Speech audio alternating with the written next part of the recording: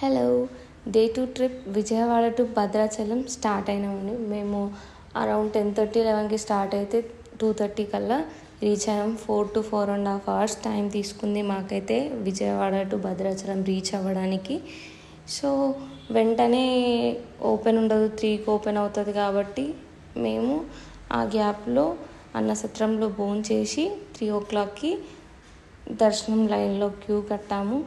Around 30 minutes 40 minutes అంతే, ఎక్కువ time తీసుకోలేదు. చూడండి, ఇది టెంపుల్. కళ్యాణ మహోత్సవానికి, పట్టాభిషేకానికి, ఉత్సవాల కోసం వీళ్ళు డెకరేషన్ స్టార్ట్ చేశారు.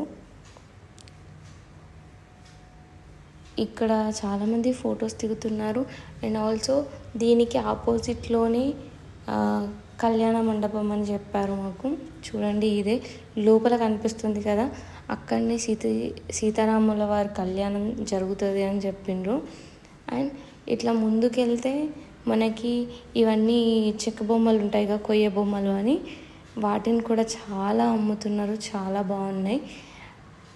కొబ్బరికాయలు అన్నీ దొరుకుతాయి. ఇక్కడ నుండి స్ట్రైట్గా ముందుకెళ్తే లెఫ్ట్ సైడ్ స్టెప్స్ వస్తాయి అండ్ రైట్ సైడ్ అన్నసత్రంకి వే ఉంది. లెఫ్ట్ సైడ్ అన్నాగా మనకి చెప్పులు, బ్యాగులు, ఫోన్లు స్టోర్ చేసుకోవడానికి ఇక్కడే స్టోర్ చేసుకుంటారు, పైనకి ఎలో చేయరు. ఈ మెట్ల త్రూయే మనం సీతారాముల వారిని దర్శించుకోవడానికి వెళ్తాము.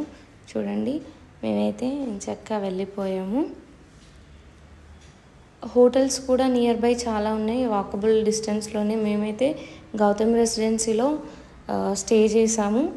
కావాలంటే కామెంట్ చేయండి, కాంటాక్ట్ డీటెయిల్స్ నేను మెన్షన్ చేస్తాను. అండ్ ఫోన్స్ అలో లేదు కాబట్టి జస్ట్ ఈ స్టెప్స్ వరకే వీడియో ఉంటుంది. తర్వాత బ్యాగ్లో పెట్టేసుకొని దర్శనం చేసుకొని తర్వాత మేము టెంపుల్ నుండి ఎగ్జిట్ అయినాము. టెంపుల్ నుండి ఎగ్జిట్ అయితే చూడండి, ఇదే ఎగ్జిట్. ఇక్కడ నుండి స్ట్రైట్గా వెళ్ళి రైట్ వెళ్తే లడ్డూలు ఇస్తారు, కొనుక్కోవాలి. Thank you watching.